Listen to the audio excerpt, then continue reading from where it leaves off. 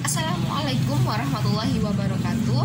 Saya Sri Utari Ratna Dewi dari kelas 9 Konseling Islam 3A NIM 12306193031. Di sini saya akan menjelaskan tentang tugas psikologi sosial dengan materi sikap dan pengembangan sikap. Yang pertama yaitu sikap. Apa itu sikap? Sikap merupakan suatu kesiapan untuk bereaksi terhadap objek-objek dengan berbagai cara. Nah, kesiapan tersebut merupakan suatu kecenderungan potensial yang bereaksi dengan cara tertentu. Nah, sikap juga bisa diartikan kesadaran seseorang yang menentukan perbuatan nyata dalam kegiatan-kegiatan sosial maupun kegiatan-kegiatan lainnya. Yang poin kedua yaitu teori sikap. Teori sikap yaitu yang pertama, dari sebuah proses pengalaman dan belajar, maka seseorang akan memiliki sikap, maka akan terbentuknya sikap. Dan yang kedua, berdasarkan pendekatan kognitif yang menyatakan bahwa sikap adalah keseimbangan kognitif mengenai sebuah objek sikap. Dan sikap itu juga cenderung berubah jika tidak adanya suatu keseimbangan. Yang ketiga yaitu menggunakan pendekatan insentif. Nah, yang menyatakan kesamaan sikap dengan proses pertimbangan baik buruk untung rugi yang akan dicapai dari pengambilan suatu sikap. Dan poin ketiga yaitu fungsi sikap. Fungsi sikap dibagi menjadi tiga. Yang pertama yaitu sikap berfungsi sebagai alat penyesuaian diri. Yang kedua, sikap berfungsi sebagai alat pengukur tingkah laku.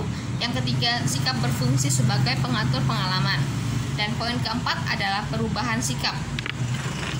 Perubahan sikap di sini ada 3 tahapan yang bisa dilalui, yaitu yang pertama dengan melalui persuasi, yang kedua dengan melalui disonansi atau ketidakseimbangan, dan yang ketiga dengan melalui imitasi dari sikap orang lain.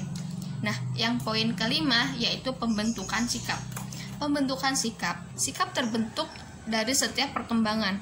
Terbentuknya sikap sosial yaitu melalui adanya suatu interaksi sosial. Nah, interaksi sosial itu tidak hanya individu dengan individu saja, tapi individu dengan individu, individu dengan kelompok, atau kelompok dengan kelompok yang sedang dihadapi oleh setiap individu dengan lingkungannya, sehingga bersifat dinamis. Dan yang terakhir yaitu faktor yang mempengaruhi pembentukan sikap. Faktor yang mempengaruhi pembentukan sikap yaitu ada 6 poin. Yang pertama yaitu pengalaman pribadi, yang kedua pengaruh orang lain yang dianggap penting, yang ketiga pengaruh dari kebudayaan, yang keempat pengaruh dari media massa, yang kelima pengaruh dari lembaga pendidikan dan lembaga agama, dan yang keenam yaitu pengaruh dari faktor emosional. Nah, di sini sekarang yaitu pengertian dari pengembangan sikap. Pengembangan sikap merupakan salah satu bagian kecil tetapi sangat penting untuk dilakukan oleh seseorang yang sedang berproses untuk menuju keberhasilan atau tujuan. Nah, keberhasilan tersebut tidak datang dengan sendirinya, namun dilatar belakangi atau difaktori oleh 3 faktor, yaitu sikap, pengetahuan, dan keterampilan. Sekian penjelasan dari saya. Kurang lebihnya mohon maaf. Wassalamualaikum warahmatullahi wabarakatuh.